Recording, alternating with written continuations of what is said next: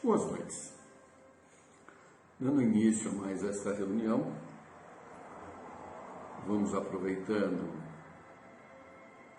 essa oportunidade para elevarmos os pensamentos a Deus, a Jesus, fazendo a prece que Ele nos ensinou. Pai nosso que estais nos céus em toda parte, santificado seja o seu bendito nome. Venha a nós teu reino de paz, de amor e de fé.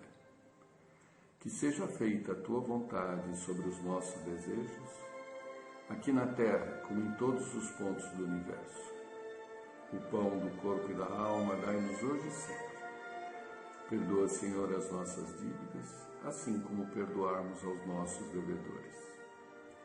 Não nos deixeis cair em novas tentações, mas livra-nos do mal que existe dentro de nós mesmos. Porque é teu reino, o poder, a glória, a justiça, a esperança e o amor para todo sempre. Que assim seja. Bem,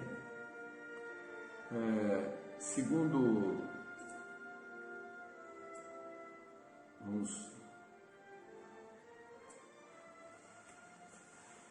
aproveitar e fazermos uma pequena leitura sobre o capítulo 18 do Evangelho segundo o Espiritismo, muitos os chamados e poucos os escolhidos. Os que dizem Senhor, Senhor. Nem todo o que diz Senhor, Senhor entrará no reino dos céus, mas sim o que faz a vontade de meu Pai, que está nos céus. Esse entrará no reino dos céus. Muitos me dirão naquele dia, Senhor, Senhor, não é assim que profetizamos em teu nome, e em teu nome expelimos os demônios, e em teu nome oramos muitos prodígios? E eu então lhes direi, em uma voz bem inteligível, pois eu nunca vos conheci, apartai-vos de mim, os que obrais a iniquidade. Mateus capítulo 7, versículo 21 a 23. Instruções dos Espíritos, item 9. Todos os que confessam a missão de Jesus dizem, Senhor, Senhor, mas de que vale chamá-lo Mestre ou Senhor quando não se seguem os seus preceitos? São cristãos esses que o honram através de atos exteriores de devoção e ao mesmo tempo sacrificam no altar do egoísmo, do orgulho, da cupidez e de todas as paixões? São os seus discípulos esses que passam os dias a rezar e não se tornam melhores, nem mais caridosos, nem mais indulgentes para com seus semelhantes? Não, porque a semelhança das formas podem impor-se aos homens, mas não a Deus. E em vão que dirão a Jesus, Senhor, nós profetizamos, ou seja, ensinamos em vosso nome, expulsamos os demônios em vosso nome, comemos e bebemos convosco. Ele lhes responderá, não sei quem sois, retirai-vos de mim, vós que cometeis iniquidade, que desmenti as vossas palavras pelas ações, que caluniais o próximo, que espoliais as viúvas e cometeis adultério.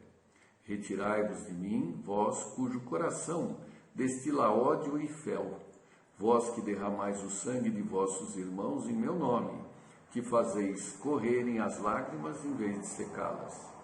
Para vós haverá choro e ranger de dentes, pois o reino de Deus é para os que são mansos, humildes e caridosos. Não espereis dobrar a justiça do Senhor pela multiplicidade de vossas palavras e de vossas genuflexões. A única via que está aberta para alcançardes a graça em sua presença é a da prática sincera do amor e da caridade. As palavras de Jesus são eternas, porque são a verdade. Não são somente a salvaguarda da vida celeste, mas também o penhor da paz, da tranquilidade e da estabilidade do homem entre as coisas da vida terrena. Eis porque todas as instruções humanas, políticas, sociais e religiosas que se apoiarem nas suas palavras serão estáveis como a casa construída sobre a pedra. Os homens a conservarão porque nelas encontrarão a sua felicidade. Mas aqueles que apoiarem na sua violação serão como a casa construída sobre areia. O vento das revoluções e o rio do progresso as levarão de roldão. Muito bem, eu vou interromper aqui para que a gente faça os comentários. A respeito desse trecho do Evangelho, é importantíssimo para nós espíritas, né? Tentarmos nos encaixar no que está sendo dito, né? O espírita, ele quase que se acha, muitas vezes, e até em alguns textos, é colocado como o escolhido. Ele se acha o escolhido, porque, afinal de contas, detém o conhecimento, o esclarecimento. Mas, na verdade, por enquanto, só somos chamados, né? Escolhidos ainda não. Por quê? Porque a escolha, por incrível que pareça, é feita por você mesmo pelas suas práticas, né? Então, nesses momentos que estamos vivendo, é que vamos poder pôr em prática tudo aquilo que nos foi ensinado, né? É claro que o espírita, nas sessões, ele vê se não participa da expulsão dos espíritos, pregamos em nome de Jesus, enfim,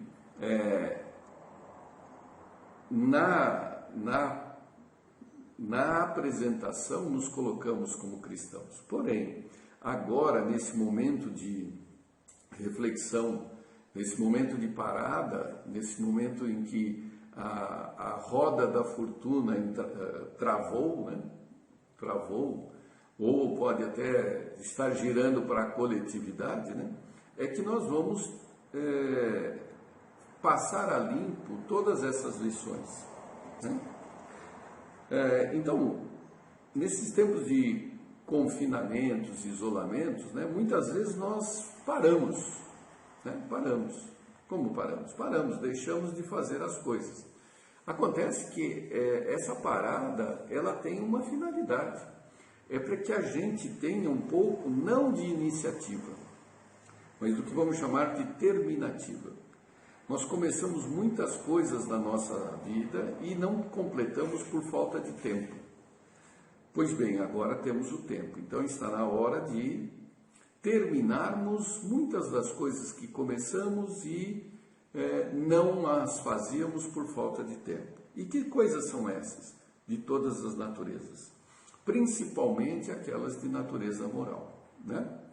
Então, vamos passar em revista todos os nossos dissabores, todos os nossos adversários, todos os nossos inimigos, né? Porque passar em revista significa refletir sobre o que aconteceu e, se não é agora, uma oportunidade, se não a última, né? Para que a gente se acerte, né? Os meios de comunicação estão aí, podemos ligar, telefonar, mandar uma mensagem. Por quê? Porque todas aquelas coisas que muitas vezes foram o pretexto para as brigas, as distensões, os entraves, elas estão virando secundárias, estão se esfarelando. E o que é que fica? Fica efetivamente você e o outro, né? Por várias vezes já discutimos a questão do tempo, alertada por Santo Agostinho, né? Que a única existência efetiva é o tempo presente, né? Porque o passado já foi, né? O futuro é incerto, então a única coisa que dispomos é efetivamente do presente, do agora. E o agora, ele é a oportunidade para eu demonstrar que eu estou correndo atrás de um prejuízo. Que prejuízo é esse? O prejuízo das diferentes e múltiplas encarnações em que enfrentávamos o Evangelho, né? Então agora nós temos que aproveitar todos esses momentos, não só para refletir, mas para agir, para fazer, né? Ah, mas e o futuro? Ué, quando é que nós tivemos certeza do futuro? Né? Nunca tivemos certeza de nada. A partir do momento que encarnamos, a nossa existência, ela é de incertezas, ela é constituída de planos que muitas vezes fazemos, mas que só vão se efetivar se estiver dentro da programação. Ora, então o que nós devemos confiar? Nós temos que confiar em Jesus. Então vou aproveitar aqui, pegando do Evangelho, né, de Mateus, capítulo 14, né? A fé nos momentos difíceis.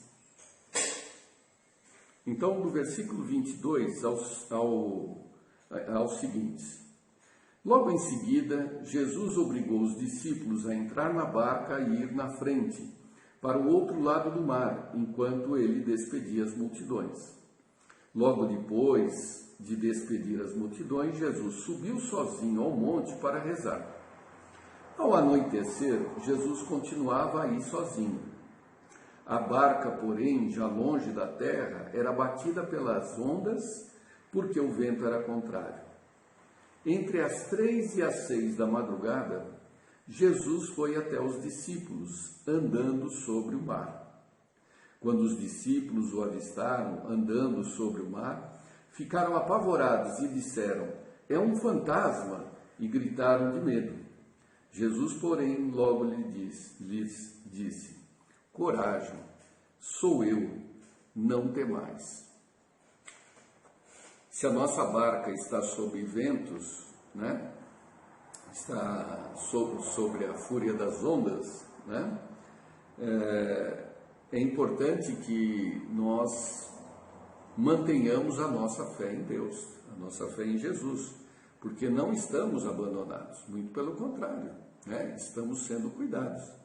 E para demonstrar isso, eu vou ler justamente o versículo seguinte, que dá continuidade a essa lição. Então Pedro lhe disse: Senhor, se és tu, manda-me ir ao teu encontro, caminhando sobre a água. Jesus respondeu: venha. Pedro desceu da barca e começou a andar sobre a água em direção a Jesus.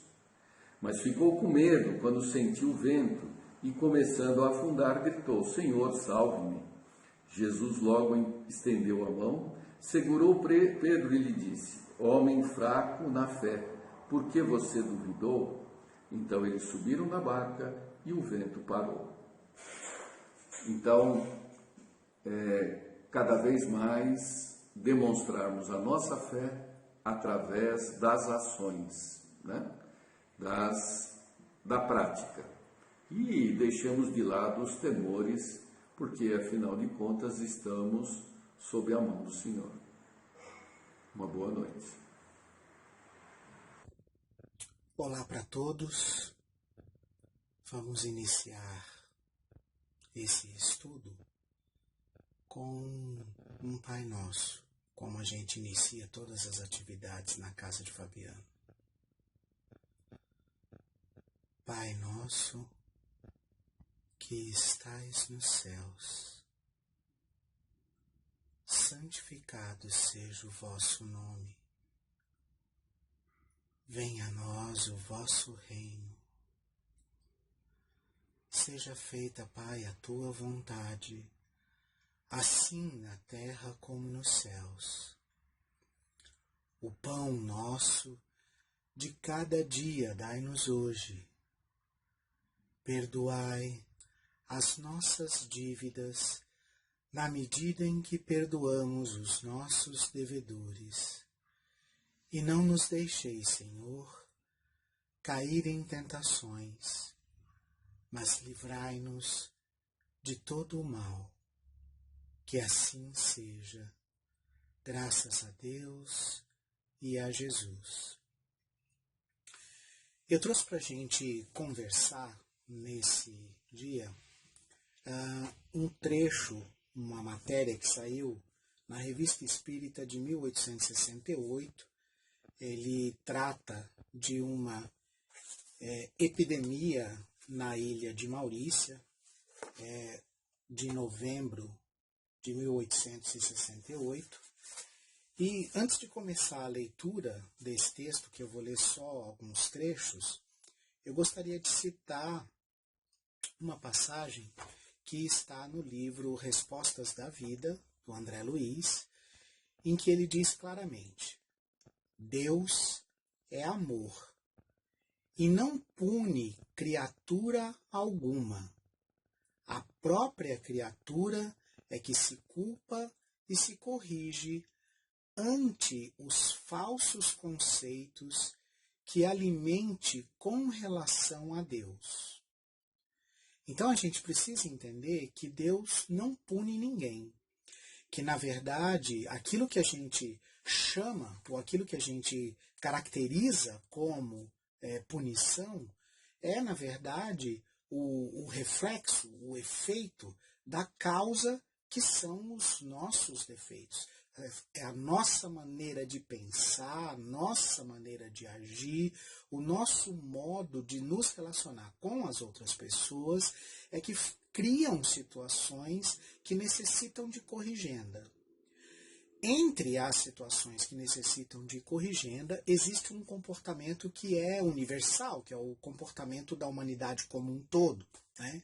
Então, se a humanidade tem sido egoísta, se a humanidade tem sido vaidosa, se a humanidade tem sido orgulhosa, se a humanidade não se importa com o seu próximo, e eu sempre digo, Jesus deu uma única regra, que é amar ao próximo como a si mesmo.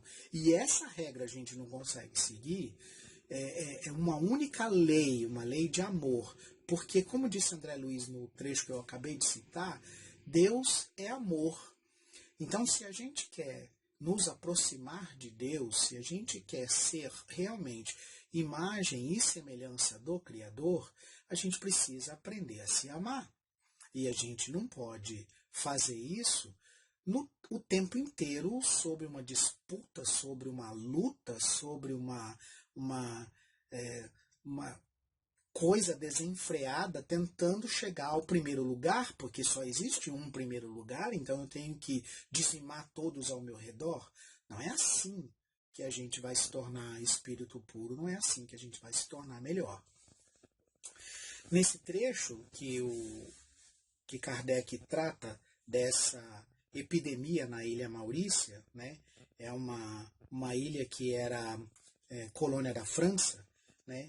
Ele recebe cartas, né, de pessoas. A ilha Maurícia ela sofre essa epidemia aí nos anos de 1867 e 1868, e muitas pessoas morrem. E por ser um tema que está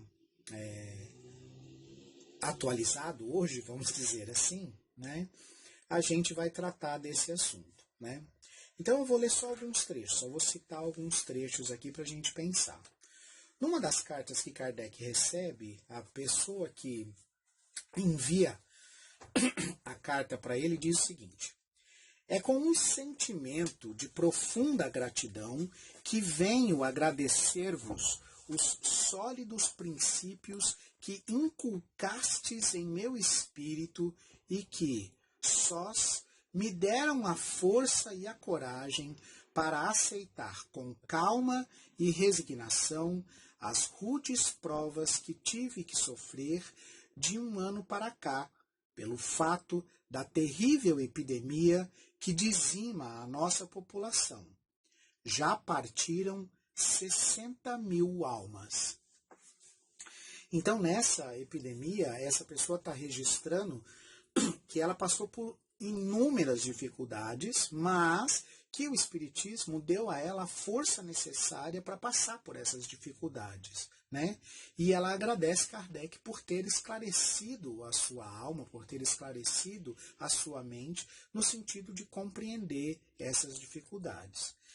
Kardec faz o seguinte comentário a respeito dessa carta, que eu não vou ler ela toda, porque ela é muito comprida, muito grande, mas eu vou deixar o conteúdo aí para quem quiser ler todo o conteúdo. Então ele diz o seguinte: se pudesse por um só instante duvidar da vulgarização universal da doutrina espírita, a dúvida desapareceria vendo os que ela faz felizes, as consolações que proporciona, a força e a coragem que dá nos momentos mais penosos da vida, porque está na natureza do homem rebuscar o que pode assegurar a sua felicidade e a sua tranquilidade.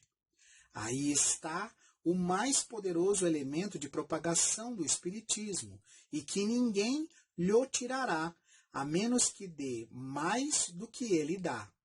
Para nós é uma grande satisfação ver os benefícios que ele espalha. Cada aflito consolado, cada coragem abatida, soerguida, cada progresso moral operado, nos paga ao cêntuplo as nossas penas e as nossas fadigas. Eis ainda uma satisfação que ninguém tem o poder de nos tirar. Então, Kardec percebe o quanto o Espiritismo faz bem para as pessoas e o quanto o conhecimento de que você é um espírito. Eu não sei se você já se tocou disso, né? Mas você é um espírito. E enquanto espírito, você é indestrutível. A sua individualidade continua. E se a gente começar a olhar para a situação da pandemia, ou da epidemia, ou de qualquer outra doença, e analisar essa situação de uma forma espírita, a gente precisa trabalhar com os fatos. Você tem que se cuidar, óbvio que tem, é sua responsabilidade preservar a vida, é seu instinto preservar a vida. Então você tem que se cuidar, você não pode ficar se expondo, se colocando em perigo. Tanto é que nós estamos fazendo aqui uma palestra virtual para que a gente não se coloque em perigo. Porém, você continua vivo, você continua encarnado. Você continua tendo deveres, você continua tendo relacionamentos, você tem que encontrar, se reinventar, encontrar novas maneiras para viver nessa situação.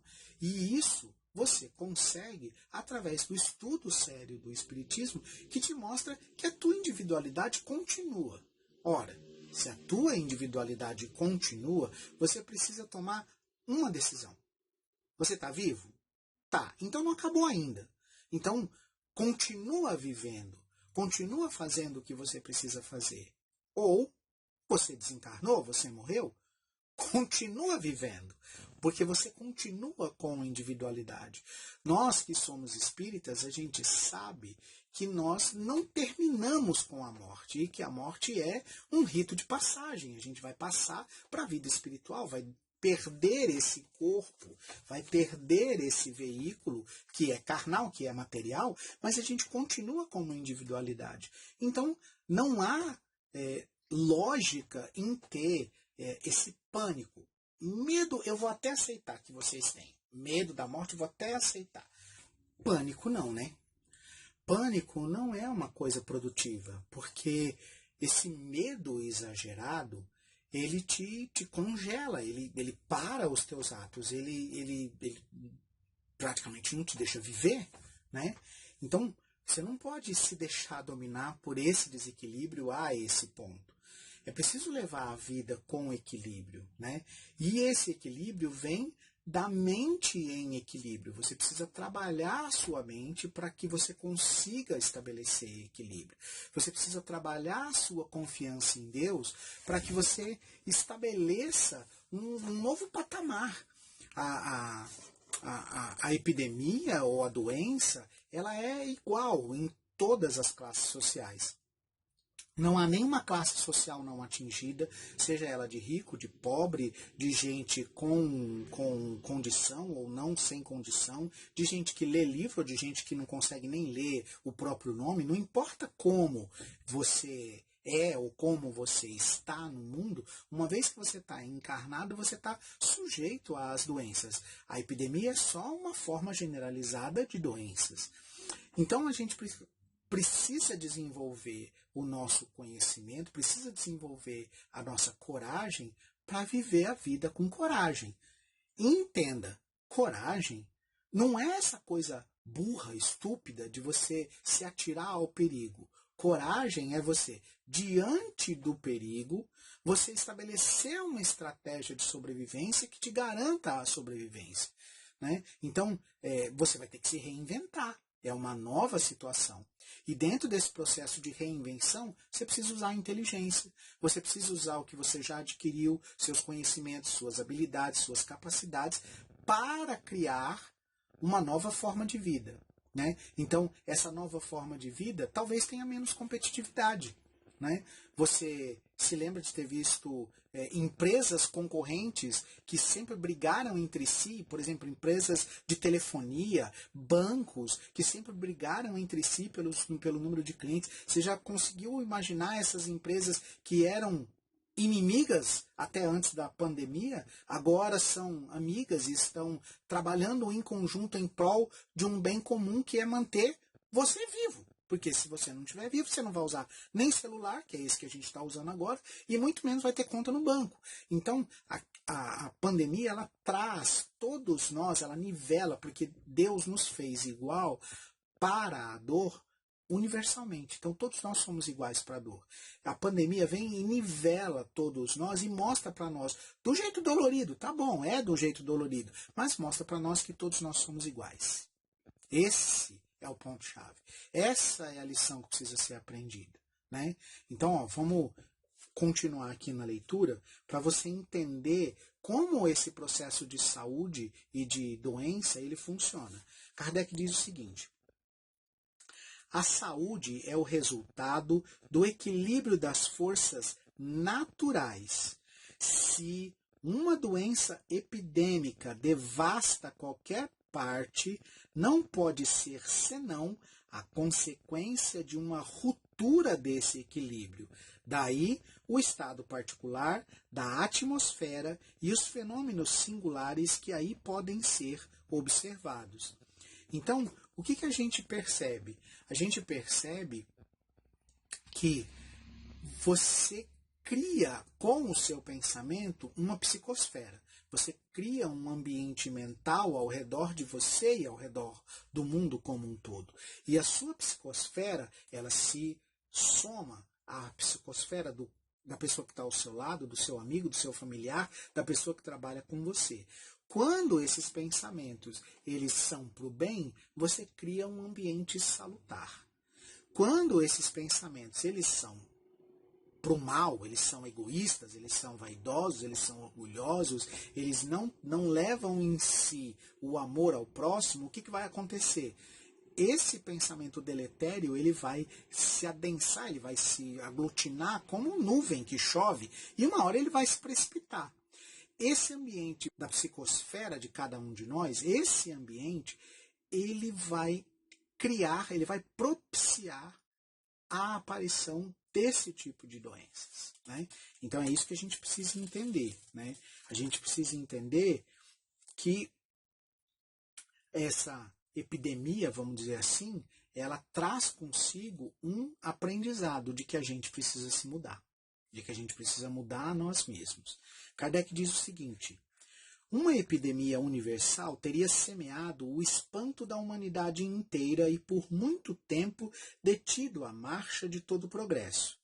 Uma epidemia restrita, atacando passo a passo e sob múltiplas formas cada centro de civilização, produzirá os mesmos efeitos salutares e regeneradores, mas deixará intactos os meios de ação de que a ciência pode dispor. Os que morrem são feridos de impotência, mas os que veem a morte à sua porta buscam novos meios de a combater. O perigo torna inventivo e quando todos os meios materiais estiverem esgotados, cada um será mesmo constrangido a pedir a salvação aos meios espirituais. É o que está acontecendo, né? A pandemia talvez tenha colocado todo mundo para rezar, o mundo inteiro, de uma vez só, coisa que a gente não fazia, né? Ou talvez só fez em momentos como esse. Mas você observa que a proximidade da morte e essa sensação de que eu posso morrer a qualquer momento, e não precisa de pandemia para isso não, tá? Você pode morrer a qualquer momento com ou sem pandemia. Mas, voltando ao que é o tema do nosso estudo, né, essa sensação de envolvimento pela pandemia faz com que você desenvolva a inteligência. Viu? Ele diz aqui que o perigo torna inventivo o ser humano, faz com que o ser humano se esforce. Nunca se viu tantos cientistas dedicados ao mesmo objetivo. E aquilo que antes era, deixa eu esconder o segredo para mim, porque aí eu vou levar a glória, hoje deixa eu compartilhar essa informação para que mais pessoas possam trabalhar em função disso e a gente tenha mais chances de encontrar a cura. Então, essa mudança de comportamento, saindo da competitividade de buscar o primeiro lugar para a cooperação do compartilhamento, é também um ensinamento que essa pandemia vai deixar para a gente. Por fim, né, eu quero ler aqui um trecho que é muito interessante, que a gente precisa parar para nos pensar, que é assim.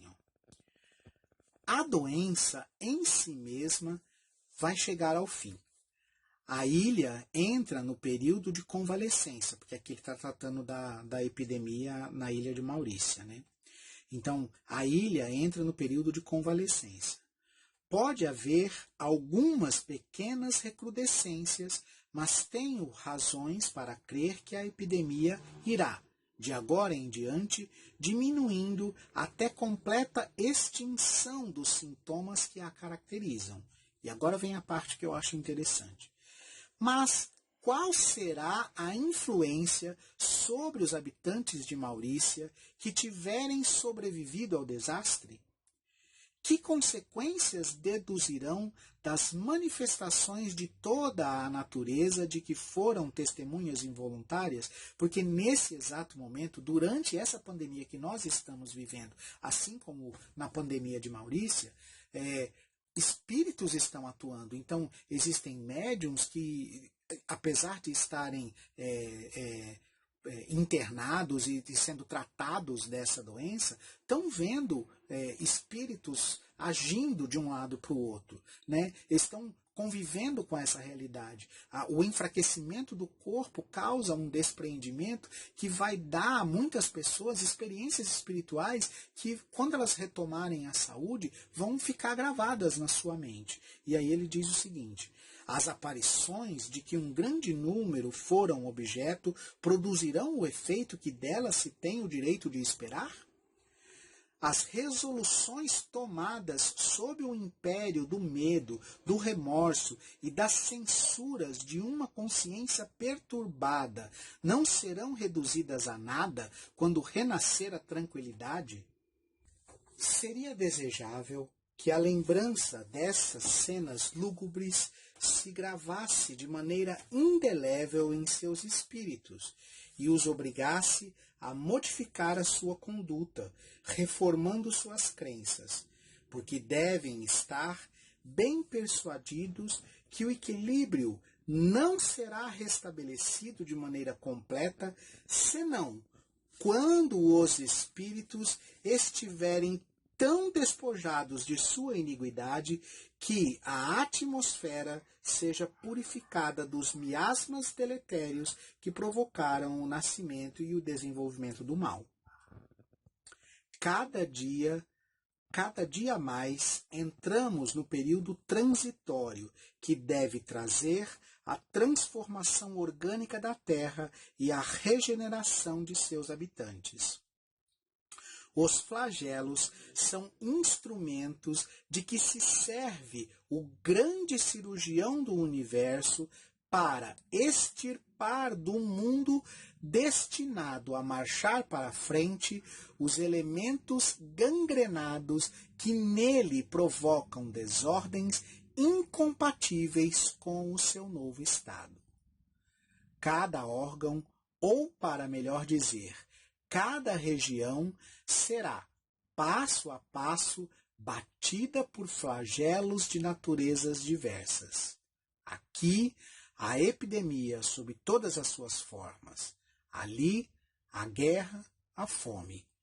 Cada um deve, pois, preparar-se para suportar a prova nas melhores condições possíveis, melhorando-se e se instruindo a fim de não ser surpreendido de improviso.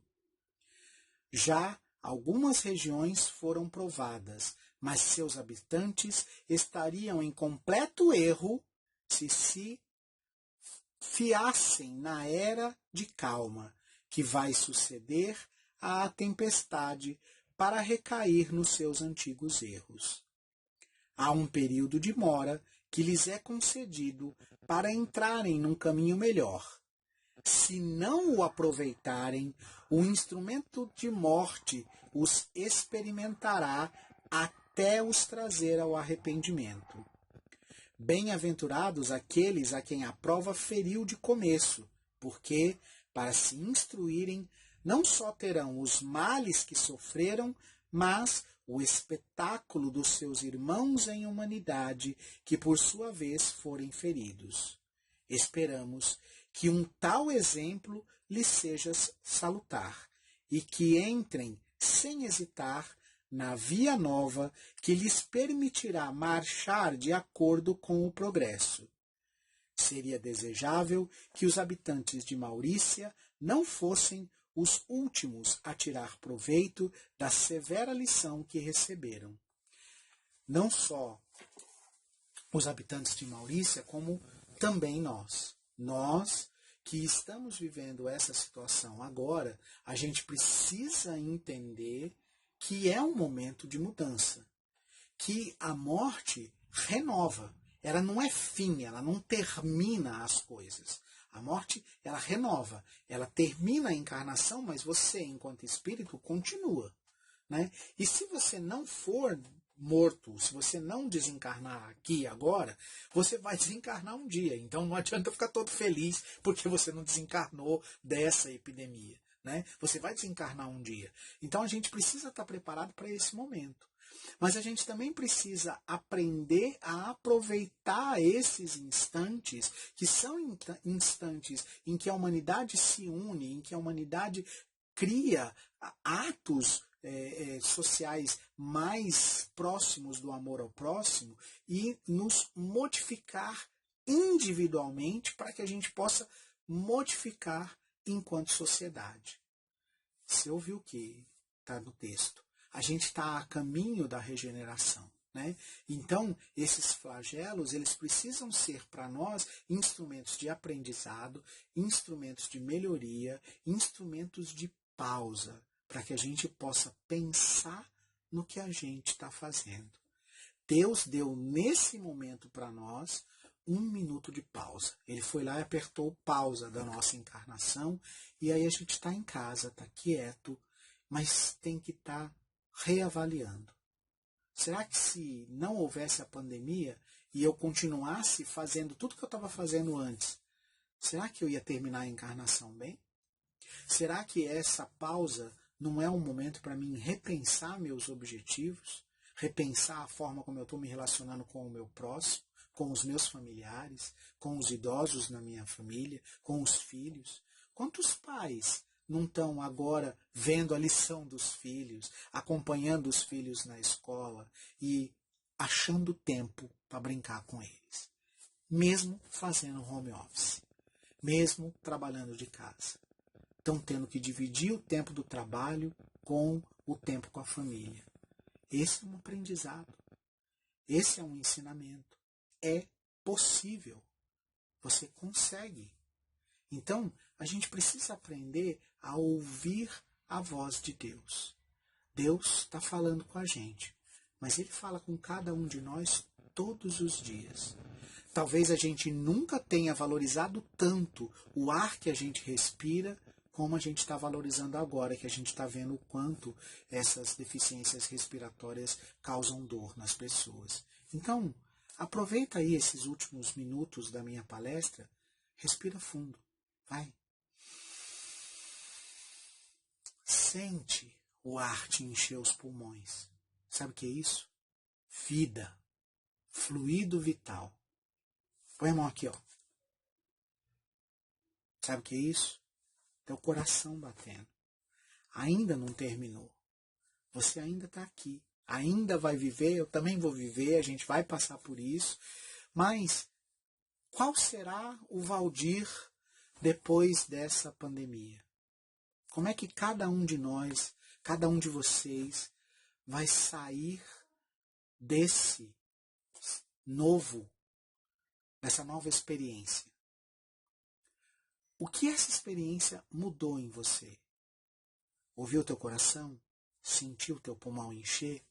Deus está te dizendo, eu estou aqui. Você está vivo, está encarnado. Aproveita o tempo que eu estou te dando. Para de reclamar das dificuldades e faz de você uma pessoa melhor. Esse foi o único objetivo que Deus te deu. Fazer de você uma pessoa melhor. Vamos fazer de nós pessoas melhores. Fiquem com Deus. Uma boa semana a todos. Fiquem em paz. Mas principalmente, desenvolvam a fé e tenham coragem. Isso vai passar. Tudo termina. Isso vai passar e a gente vai se ver. De novo, lá na casa de Fabiano. Forte abraço a todos. Até breve.